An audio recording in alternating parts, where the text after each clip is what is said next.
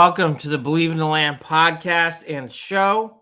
My name is Andy Billman. Let's just celebrate the Browns. Guardians, we'll talk about them in a second. What's going on with Tristan Thompson coming back for the Cavs? We'll get into that. The Buckeyes quarterback dilemma continues, in my opinion. Beat Youngstown State. But the Browns have stolen the show. They've stolen the spotlight, as they should. That was a remarkable performance. There was a lot of hype and talk about the defense going into the game. I believed in this defense. What I saw in the preseason is not surprising what we saw here on Sunday with the Browns. They're a very talented defense. When you add parts and pieces to the defensive line, which needed to be done, you give a facelift to that defensive line. This is what the Browns needed to do 2 or 3 seasons ago. That they finally did it, and it is paying off in dividends in game 1. They rocked the Bengals world. They are actually playing at a level where it's going to take pressure off Deshaun Watson, this offense, to have to perform at a high level because they are that talented. The Browns have a rare combination. They have a good defensive scheme led by a good defensive coordinator who's re-energizes defense, along with a great defensive line, along with a great secondary. Denzel Ward, all world on Sunday. Grant Delpit, wonderful, a wonderful game for Delpit. Wonderful. And then what you saw from Marvin Emerson, along with Newsome, throwing in there Za'Darius Smith and Myles Garrett just causing havoc. It's just going to, there was a play I just watched where Myles Garrett's just kind of hopping around, having fun. The Browns defense is having fun. This does have a chance to become something where the Browns could really go to big places. There doesn't need to be any more speculation. The results are in. What they did to the Bengals was tremendous. Yes, it was raining. Yes, Joe Burrow's on 100%. Who cares? Even if it was a dry track, even if Joe Burrow was healthy, maybe they get 10, 17 points. Bengals fans are crying, whining about that game. That was a set the tone, set the season win. It's only week 1. It's only one victory. But this wasn't Cade York making some miracle kick. This wasn't Jeff Garcia, hopes and dreams dashed after that one win way back in the early 2000s with Butch Davis. No, this was a very different win. In the division, at home, with a team that has high aspirations. You could not have selected a better way for the Browns to start because, again, it takes emphasis off this offense, which is going to help this offense grow. Deshaun Watson has some improvement. Yes. Oh, my gosh, yes. Deshaun Watson, I don't think played bad, actually. I thought he played well to good. He didn't play great. And he had some throws that were just shaky. A lot of throws in the ground. A lot of forces. But, again, was it the weather? Hard to say. So I'm not going to say he played badly. I thought he played okay to good. He had a C game, C+. I think C- is hard. I've seen some people give that kind of grade. It wasn't that. And I'll tell you why. Deshaun Watson, when he had to and when he needed to, made the biggest play of the game. I thought that drive at the end of the first half, I thought that drive was so key for the Browns. It was 3-0. They had outplayed the Bengals, but because of a Jerome Ford fumble and because they weren't able to put up a touchdown, it kind of felt like the Bengals were just hanging around. And that's not a good feeling. As we all know, we've seen this before. It's like, oh gosh, are we about ready to lose this? Are we going to find a way to lose? And it kind of felt that way a little bit going into halftime 3-0. But then on a 3rd down 11, where it looked like, geez, the Bengals are going to get the ball back. That's the last thing you want right now. Last thing you want. He made a big pass to Cooper. He made a couple good plays.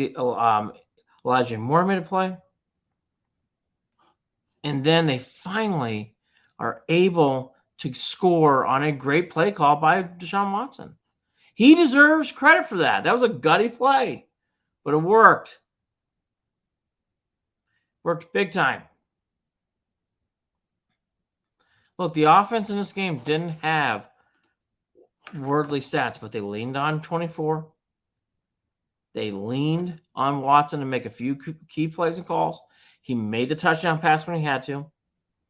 And in that kind of game, that's what you have to do. And by the way, the Browns won comfortably. There's this illusion you have to have fireworks and sparklers and woohoo offense. You don't have to have that.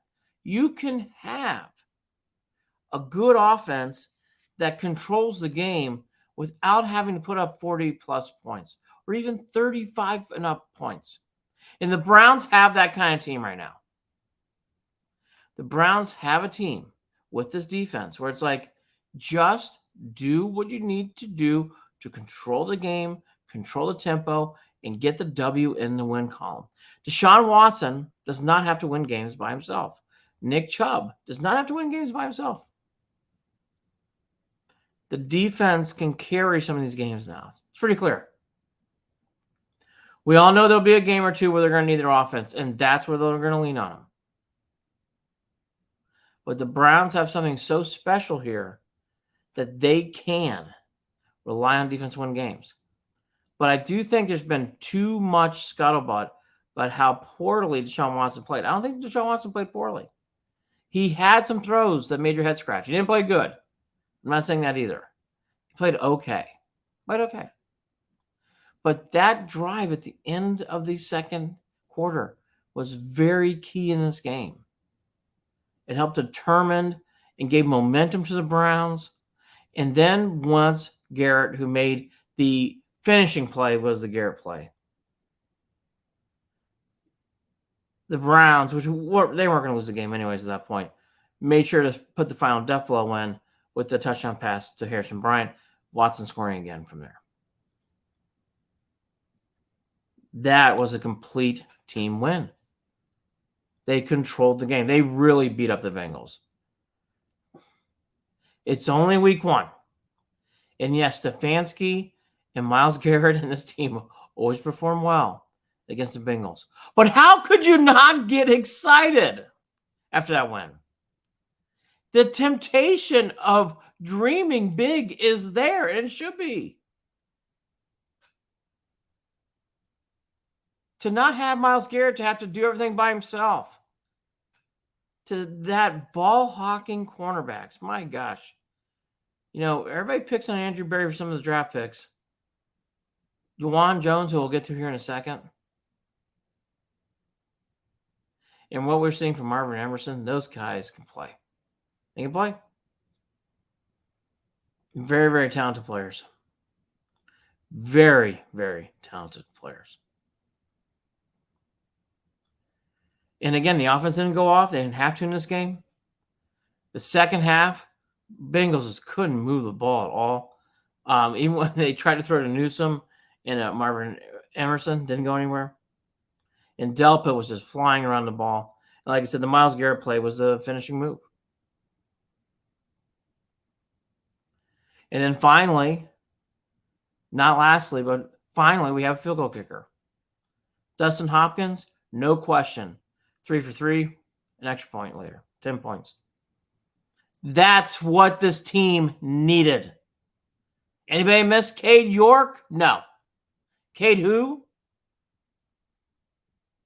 That was the most overblown. Oh, I wish he would have stuck with the team. No, stop.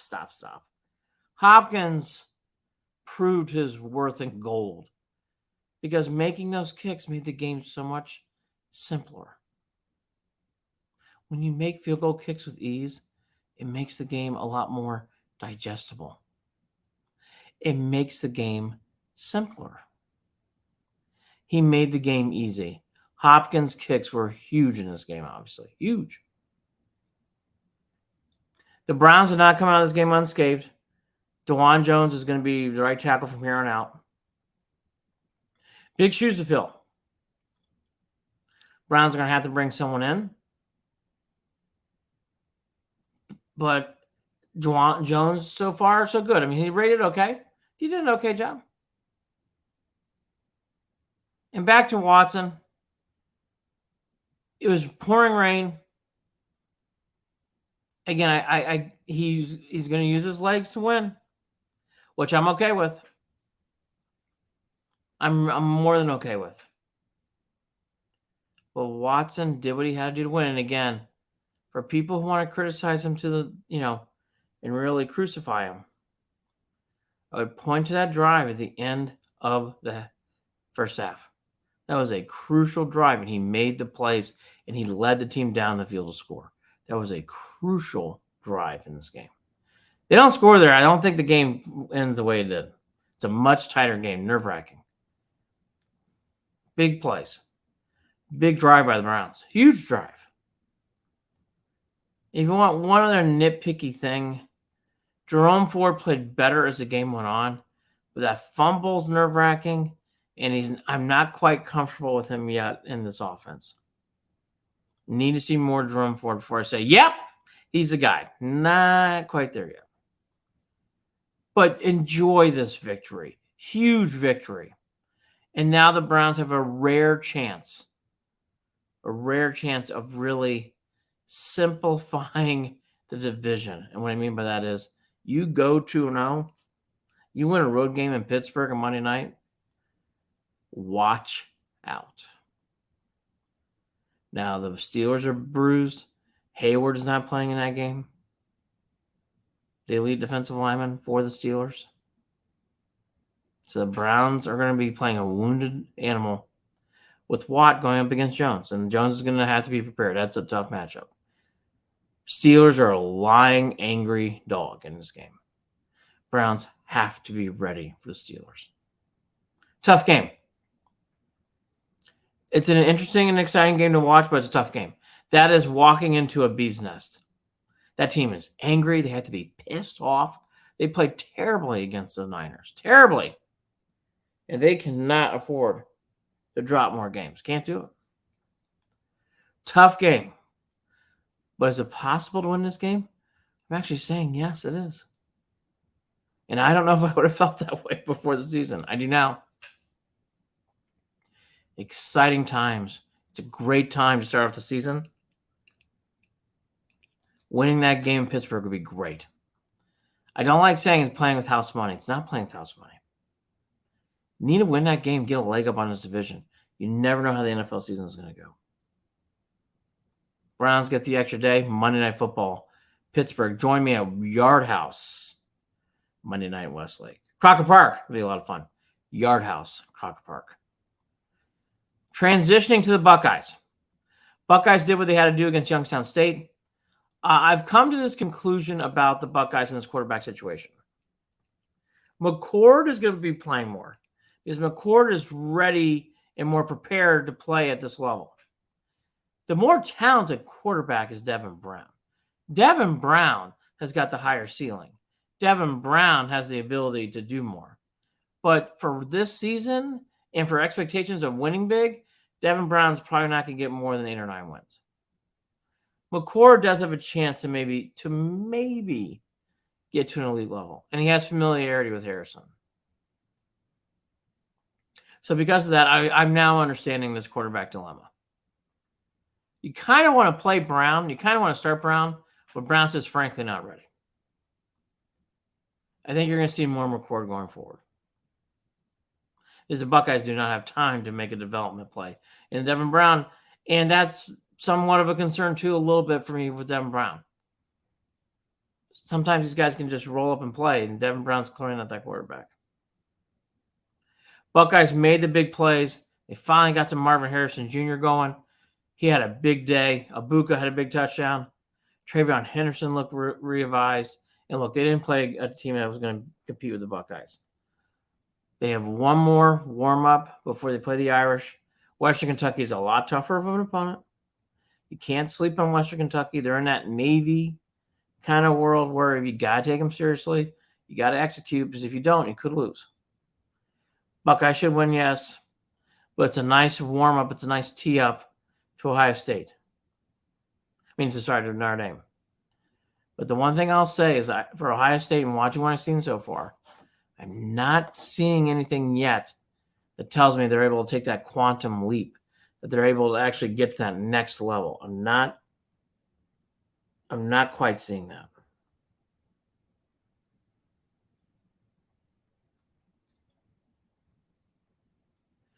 Buckeyes, Western Kentucky this week. Defense is doing what they need to do. But again, nothing thrilling, nothing eye-opening. They're good defense. I don't know if they're great. We'll see. We will see. I think they're good defense, though. Can the Buckeyes run the table? Not right now. Could that change by the end of the season? Yes. Because they have weapons that can definitely flip the script. Moving forward to the Guardians, and my gosh, what a terrible week. Terrible week for the Guardians. When you lose 20-6 on Giolito, kind of sets a tone. And then the very next day, Francona goes on a radio program, basically reinforcing he's not coming back. And then there's no follow-up. It's just been a strange time for the Guardians. Strange time to be a fan. It's very odd anymore that during the Francona era, we kind of feel weird. And this doesn't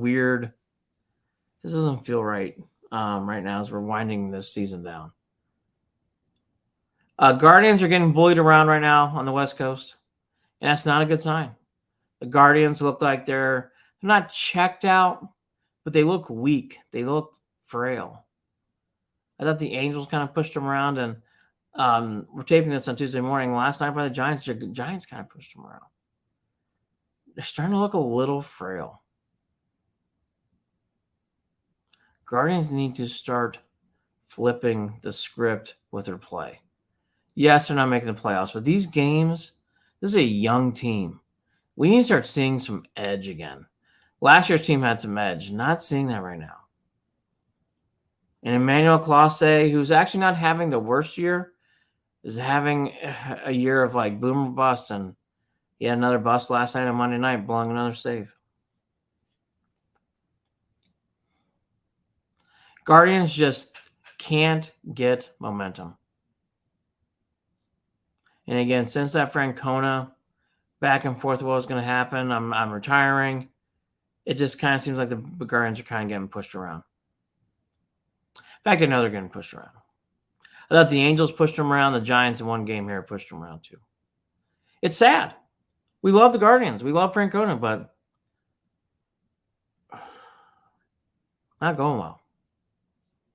Kind of concerned this season might get ugly. Because they still have to play teams that are trying to make the playoffs, and the Rangers. And they're going to be playing the Tigers again, who seem to want to scoop up and spit out Francona whenever they can. They play the Orioles too. Sad times in Guardians land. Sad times. And finally, Tristan Thompson's coming back to the Cavs, as announced on Monday. Exciting stuff. Actually, kind of a perfect player for this team. He actually provides a role to something that's really not on this squad right now outside of Jared Allen. He's a perfect complementary player to Jared Allen. When he needs to rest, insert Tristan Thompson. It makes a lot of sense. It's exciting. And, of course, he's a 2016 Cav. So where can you go wrong? Exciting stuff. Join us at the Brew House. Monday Night Football. Crocker Park. Browns get excited. Guardians need to clean up what's going on in Francona. Need to make an official announcement there, I think. Need to stop getting bullied around. Buckeyes have some quarterback, I think quarterback dilemmas, but I think they're starting to get solved by itself. And Tristan Thompson's back. That's the week that was in Cleveland sports. My name's Andy Billman. BelieveInTheLand.com at Official Cleveland Sports. Thank you. See you next week.